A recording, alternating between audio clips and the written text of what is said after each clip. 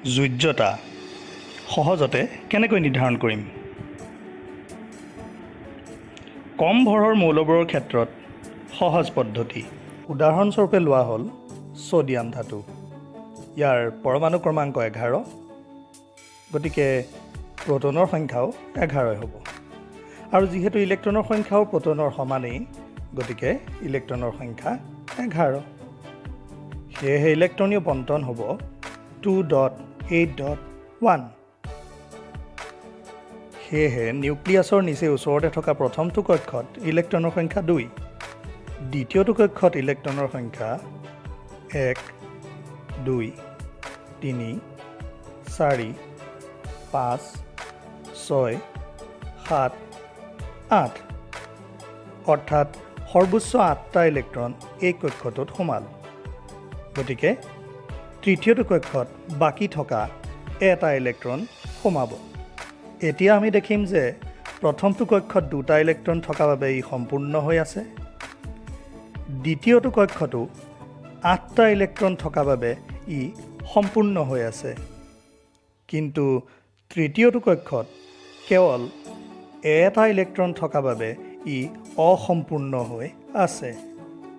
আমি জানো যে মৌলবোৰে কেতিয়াও নিজৰ অসম্পূৰ্ণ কক্ষ ৰাখিব নিবিচাৰে। সেয়েহে এই ইলেক্ট্ৰনটো ত্যাগ কৰি দিব আৰু তাৰ ফলত এটা সুস্থিৰ সজ্জা লাভ কৰিব।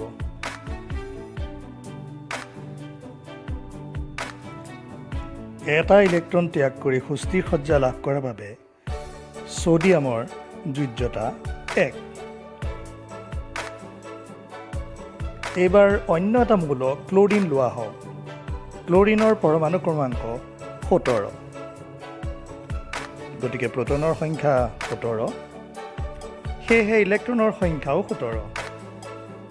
গতিকে ইলেক্ট্ৰনীয় বণ্টন হ'ব 2.8.7। ইয়াৰ ধনাত্মক নিউক্লিয়াছৰ কাষতে থকা প্ৰথমটো কক্ষত ইলেক্ট্ৰনৰ সংখ্যা 2, দ্বিতীয়টো কক্ষত ইলেক্ট্ৰনৰ সংখ্যা হ'ব সৰ্বোচ্চ 8। গতিকে এই দুটা কক্ষত 10টা ইলেক্ট্ৰন স্থাপিত হ'ল। এতিয়া তৃতীয়টো কক্ষত বাকী থকা 7টা ইলেক্ট্ৰনে স্থান গ্ৰহণ কৰিব। এতিয়া এই অসম্পূৰ্ণ হৈ থকা তৃতীয়টো কক্ষৰ ইলেক্ট্ৰনসমূহ যদি ক্ল'ৰিনে এৰি দিবলৈ চেষ্টা কৰে, তেন্তে বহুত পৰিমাণৰ শক্তিৰ প্ৰয়োজন হ'ব।